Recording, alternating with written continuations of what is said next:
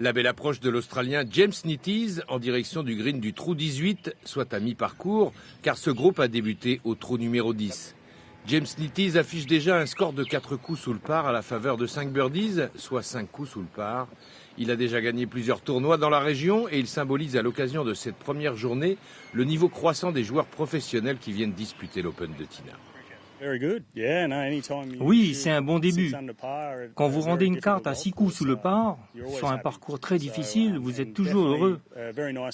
C'est vraiment une bonne façon pour moi de débuter ma semaine ici à Nouméa. Oh, je suis emballé. C'était bon de jouer et de profiter de cette journée.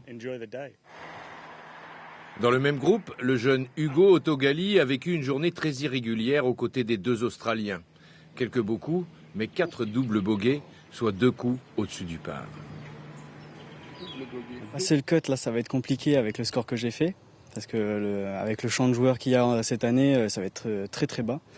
Donc là, avec ma première journée, c'est je pense faire mieux le deuxième jour et puis me faire plaisir, quoi. Jouer surtout avec un joueur qui joue en Amérique et donc on apprend toujours un petit peu en jouant avec lui.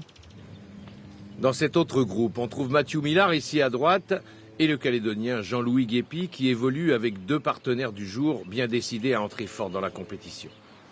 Le numéro 1 calédonien n'est pas très satisfait de sa prestation du jour alors que Matthew Guyat a rendu une carte à -5 et Matthew Millar ici en haut blanc une carte à -6.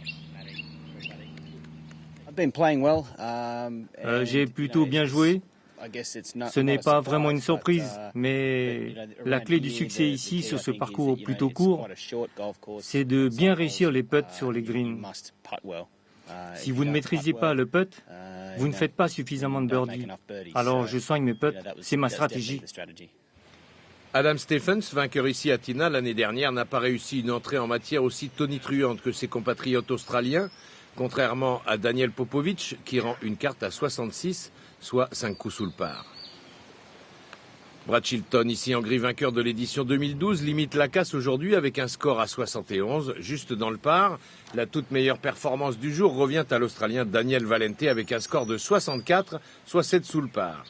Florian Garnier, ici sur le green du trou numéro 7, termine avec une carte à -1 sur cette première des 4 journées de compétition. Un score identique à celui de Jean-Louis Guépi. Ils sont à 3 coups du Calédonien le mieux placé, Kirian Oubley.